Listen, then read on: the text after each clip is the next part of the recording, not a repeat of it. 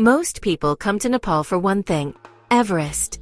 They fly into Kathmandu, spend a night, and head straight for the mountains. But what they miss along the way is extraordinary. These are 10 places in Nepal that almost no tourist ever finds. Nepal isn't just mountains and temples. It's one of the most geographically diverse countries on Earth. From subtropical jungles to alpine deserts to lowland tea fields. And the places most travelers skip are where Nepal reveals its true character. Here are 10 hidden gems, each one completely different from the last. We start in Nepal's most secretive region. Upper Mustang sits on the edge of the Tibetan Plateau, a high-altitude desert of red rock canyons, ancient cave dwellings, and walled medieval cities that look like they've been frozen in time. This was a restricted kingdom until 1992, and even today, only a limited number of visitors are allowed in each year. The cave city of Lumbini is the heart of Mustang. Caves carved into cliff faces, some over 2,000 years old, dot the canyon walls. Their purpose is still debated by archaeologists. Were they homes, monasteries, burial chambers? Nobody knows for certain. What is certain is that walking through Lumbini feels like stepping into a version of the world that stopped centuries ago. The king still lives in the palace at the center of the city. A restricted area permit is required, approximately $500 for 10 days. It's not cheap, but that's exactly why this place remains untouched. Best visited between June and September, when the rest of Nepal is in monsoon, but Mustang sits in a rain shadow, dry and clear. Meals in local tea houses run between 500 and 1,000 Nepalese rupees. We've added Upper Mustang trek experiences and guided tours in the description below. Next stop is a place that demands effort and rewards it. At nearly 3,000 meters above sea level, Rara Lake is the largest freshwater lake in Nepal, and one of its most remote. The water is so clear it reflects the surrounding pine forests and snow-capped peaks like a mirror. Getting here takes a flight to Jumla, followed by a 2-day hike through pine forests and alpine meadows. But that's exactly why it remains untouched. Rara sits inside Rara National Park, home to the red panda, and over 200 species of birds. In the early morning, the mist lifts off the water, and the reflection of the mountains appears so perfectly, it's hard to tell which way is up. Best visited between April and June, or October and November. Park entry is 3,000 Nepalese rupees. Basic lodges along the trail cost between 2,000 and 5,000 rupees per night. We've added Rara Lake trekking experiences in the description. Now moving on to something completely different. Halfway between Kathmandu and Pokhara, most travelers just drive past. But those who stop in Bandipur find something unexpected. A perfectly preserved Newari hilltop village with cobbled streets, carved wooden windows, and panoramic views of the Himalayan range. There are no buses here, no traffic, just a town that looks almost exactly as it did 3 centuries ago. Bandipur was once a wealthy trading post on the Tibet-India route. Caravans of mules loaded with salt, wool, and spices passed through these streets every week. Then, in the 1970s, the new highway bypassed the town entirely. Trade dried up. Bandipur was forgotten, and that's exactly why it stayed preserved. A 3 to 4 hour drive from Kathmandu. Homestays and guest houses range from 1,500 to 4,000 rupees per night. Try the local Newari feast, a multi-course spread of spiced meats, lentils, and beaten rice. About 500 to 800 rupees.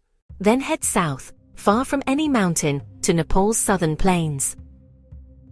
Janakpur is believed to be the birthplace of Sita, the heroine of the Ramayana, one of the most important texts in Hindu mythology. At its center stands the Janaki Temple, an elaborate marble structure that looks more like a Mughal palace than a Nepali temple. 60 rooms, 3 stories, 1,000 years of pilgrimage behind it. The temple was built in 1910 by Queen Vrisha Banu of Tikamgarh, and its architecture is unique in Nepal, a blend of Mughal and Koyari styles found nowhere else in the country. Inside, the walls are covered in paintings depicting scenes from the Ramayana, and the atmosphere during festival times is unlike anything in Kathmandu. a 6-hour drive from Kathmandu, or a 25-minute flight. Hotels range from 2,000 to 6,000 rupees per night. Try the local Maithili thali, a plate of rice, lentils, vegetables and fish curry served on a banana leaf. 300 to 500 rupees. But not all of Nepal's hidden gems are easy to reach. Gosaikunda is a chain of alpine lakes high in the Langtang region, reached by a steep 2-day climb from Dunche. The lakes are considered sacred. Hindu mythology says they were created when Shiva struck the mountain with his trident to draw water to cool his burning throat after swallowing poison. At this altitude, the air is thin, the water is freezing, and the silence is absolute. There are 108 lakes in the Gosaikunda basin. Most trekkers only see the main one. The others require further hiking and almost nobody goes. Best visited during the August full moon festival, known as Janai Purnima, when thousands of pilgrims bathe in the freezing water at sunrise. Langtang National Park entry is 3,000 rupees. Lodges along the trail cost 1,000 to 3,000 rupees per night. Now back to the Kathmandu Valley, but not to the places you'd expect. Just 30 minutes from the center of Kathmandu, Kirtipur sits on a ridge overlooking the valley. And almost no tourist goes there. This is a town of narrow stone streets, traditional Nawari houses, and a temple that locals say has stood for 500 years. Unlike the crowded sites in the city center, Kirtipur feels quiet, lived in, and real. Kirtipur was the last town to fall to the Gorkha king Prithvi Narayan Shah when he unified Nepal in 1768. Its resistance was fierce and the town paid heavily for it. But that history is still remembered here, in local festivals, in the architecture, and in the pride of the people who still call it home. An easy day trip from Kathmandu. No entry fee for the town itself. Try choila, grilled spiced meat, a Kirtipur speciality. 300 to 600 rupees at a local eatery. Next stop is far western Nepal, a region almost no traveler reaches. Khaptad National Park covers 225 square kilometers of rolling hills, oak forests and grasslands. It receives fewer than 500 visitors per year. There are no roads inside the park, no lodges, just a hermitage where a Hindu sage once meditated, and 6 different ecosystems existing side by side. The park is named after Khaptad Baba, a spiritual leader who lived here as a hermit for decades. His ashram still stands inside the park, and pilgrims visit it each year. But beyond that, it's just you, the hills, and an almost overwhelming sense of space. A 2-day drive from Kathmandu, or fly to Dangadi and drive 1 day. Camping only, bring everything. Park entry is 3,000 rupees. Best visited between March and May or October and November. Then head east, to a landscape that looks nothing like the Nepal most people picture. In Nepal's far east, rolling green hills covered in tea gardens stretch to the horizon. This is Ilam, and it looks more like Darjeeling than the Nepal of guidebooks. The air smells of fresh tea leaves. Mist rolls through the valleys in the morning. And unlike its famous Indian neighbor, there are almost no tourists here. Ilam produces some of Nepal's finest organic tea, exported worldwide. But most travelers have never heard of it. Walk through the tea gardens at dawn, watch the workers plucking leaves by hand, and you'll understand why this region is one of the most peaceful places in the country. A 12-hour drive from Kathmandu, or a 45-minute flight to Padrapur plus a 1-hour drive. Guest houses range from 1,500 to 4,000 rupees per night. Visit a tea estate for a tasting, often free or 200 to 300 rupees. Next stop is Tansen, what Pokhara was 40 years ago. Tansen is a charming hilltop town at 1,350 meters, with traditional architecture, views of the Himalaya, and almost no foreign visitors. Steep cobbled streets climb through the town.